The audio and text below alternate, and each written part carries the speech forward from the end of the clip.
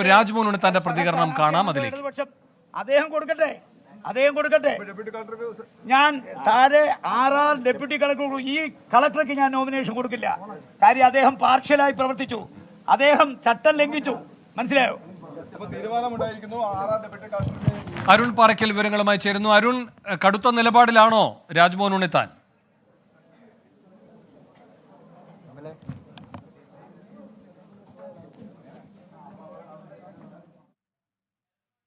അരുൺ പാറയ്ക്കൽ ഇതിന്റെ വിവരങ്ങൾ നൽകാൻ അല്പസമയത്തിനകം ചേരും. ഇപ്പോൾ കളക്ടറേറ്റിന് മുന്നിൽ പ്രതിഷേധം ശക്തമാക്കിയിരിക്കുകയാണ് രാജ്മോഹൻ ഉണ്ണിത്താൻ. കളക്ടർ പക്ഷപാതപരമായി പ്രവർത്തിച്ചു എന്നാണ് രാജ്മോഹൻ ഉണ്ണിത്താന്റെ ആക്ഷേപം. അതുകൊണ്ട് നാമനിർദ്ദേശ പത്രിക കളക്ടർക്ക് മുൻപാകെ നൽകില്ല എന്നും ഇപ്പോൾ രാജ്മോഹൻ ഉണ്ണിത്താൻ വ്യക്തമാക്കിയിരിക്കുകയാണ്.